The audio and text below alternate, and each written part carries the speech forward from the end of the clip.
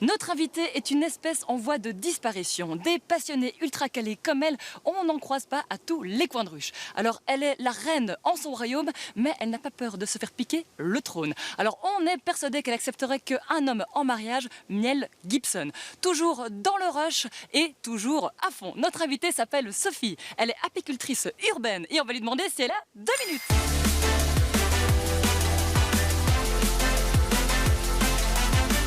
Sophie, c'est quoi concrètement être apicultrice urbaine ? Alors, l'apiculture urbaine se caractérise par la gestion d'abeilles en ville. Donc, il y a certaines spécialisations, par exemple la gestion de l'essaimage. On doit faire attention que les essaims ne partent pas en pleine ville, déranger les piétons, déranger les trams, etc. Il y a des gros groupes d'abeilles qui s'enfuient. Il y a des cours spécialisés pour ça, pour pouvoir gérer en ville des abeilles en toute tranquillité. Et alors toi, qu'est-ce que tu fais concrètement? Est-ce que le but, c'est de récolter du miel?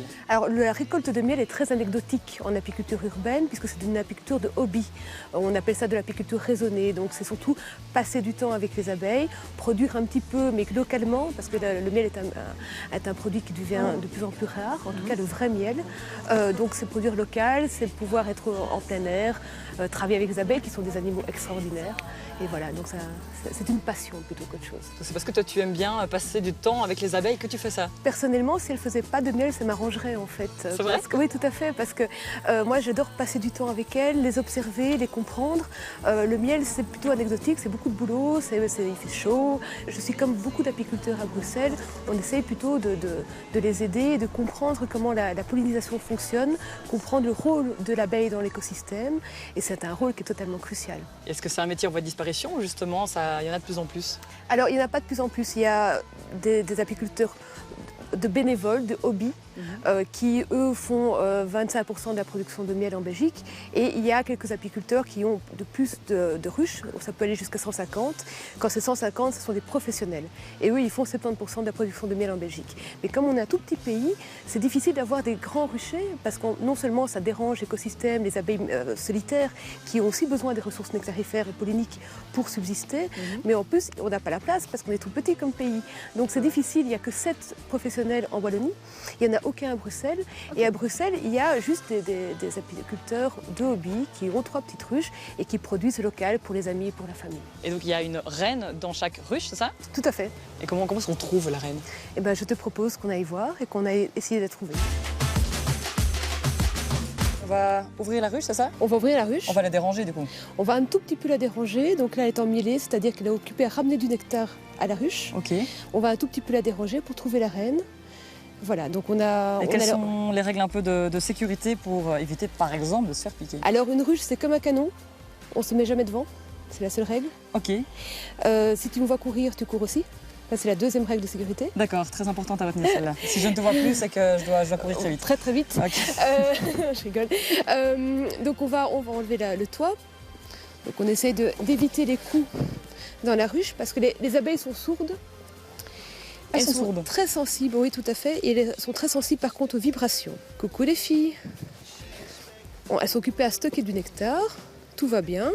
On détache d'un côté. Je vais me mettre ici. Tu peux passer en face de moi si tu veux. Et tout doucement, on soulève le cadre. Ah ouais. Sans essayer de frotter contre les parois des autres cadres. Ah oui, il y en a un petit paquet quoi. Voilà, on pose bien sur la tranche. Elles sont très calmes, elles sont adorables. Alors allons-y, à la recherche de la reine. S'il te plaît. Quand tu as une bonne prise, tu soulèves tout doucement. Voilà, nickel. Magnifique. Et là, on voit le couvain, donc on voit les bébés abeilles. Donc toujours pas de trace de la reine. Alors toujours pas de trace de la reine. Ici, nous sommes sur un cadre de couvain. À quoi ressemble la reine? Alors la reine, elle est beaucoup plus longue. Elle a le corps en forme de cigare. Okay. Et elle a un petit point rouge, ou jaune, ou vert, ça dépend de son année de naissance, sur le dos. Tout doucement, tu le sors. Ici, je ne vois pas la reine, tu peux le lâcher. Il y a rien qui est sur mon truc? C'est pas grave, c'est une gentille. Elle est occupée à manger le miel que tu as sur ton doigt. Tu peux la reposer dans la ruche. Et là, la reine est là. Elle est où? Elle est ici avec un tout petit point rouge sur le dos. Tu vois, elle est beaucoup plus allongée. Ah oui, elle est gigantesque et elle a un point rouge. Voilà. Et sans la reine, la reine vit autant qu'un petit lapin, ça peut vivre 5 ans. Sans la reine, la colonie est foutue. Pourquoi? Elle a un rôle important. Ah oui, celle qui entretient le développement de la colonie par sa ponte régulière. Bon allez, on va les laisser un peu travailler. On va les laisser travailler. Au revoir les filles. Merci de m'avoir piqué. Alors Sophie, est-ce que n'importe qui peut devenir apiculteur? Alors, n'importe qui, oui, mais il faut suivre des cours. Car c'est très facile de faire n'importe quoi avec des abeilles, c'est assez technique. Même si on fait de l'apiculture naturelle, sans recherche de miel, et en les laissant tranquilles le plus possible, il y a quand même des bases à savoir et ces bases à prendre par les cours pratiques et par les cours théoriques. D'accord, donc faut pas se lancer n'importe comment. Voilà, on en voit un peu avec l'engouement pour les abeilles qui vont acheter une ruche sur un site d'occasion et la mettre devant leur véranda. Et les abeilles sont condamnées à très court terme en fait. Elles sont en danger pour l'instant, les abeilles, elles sont vraiment en voie de disparition? Alors oui, tout à fait. Et encore plus les abeilles solitaires. Il y en a 250 espèces en Belgique. Les abeilles mellifères ont la chance d'avoir un apiculteur. Elles sont tout aussi en voie de disparition, mais elles au moins elles ont un apiculteur. Par contre, les abeilles solitaires n'en ont pas. Donc il y a un gros problème. On est déjà dans l'après en fait.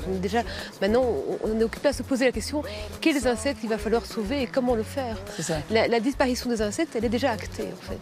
Et alors, qu'est-ce que ça t'a apporté toi dans ta vie, le fait de devenir apicultrice? Alors ça m'a apporté beaucoup de paisibilité, j'arrive à pouvoir vraiment prendre du recul, à être déconnectée des réseaux, à être déconnectée de mon GSM, à passer du temps à l'air libre et vraiment à calculer la respiration, le self-control, parce qu'on a aussi envie de s'enfuir en criant quand on a un problème. C'est vrai qu'il y a un petit côté stressant quand même. Voilà, on n'est pas des surhommes, on a aussi peur, une peur instinctive de l'abeille. Est-ce que tu t'es déjà fait piquer? Oh, je me suis fait piquer 5 fois en moins de 30 secondes l'année passée. Par la même ruche qui avait décidé de se lever de la mauvaise patte. J'ai une question à te poser, sois honnête. Est-ce que ça t'arrive parfois d'avoir le bourdon? Alors ça m'arrive très rarement parce que je vois beaucoup de bourdons. Donc du coup, grâce à eux, je peux me débarrasser de ce sentiment d'avoir le bourdon. Donc ça ne t'arrive pas, jamais? Ça m'arrive pas.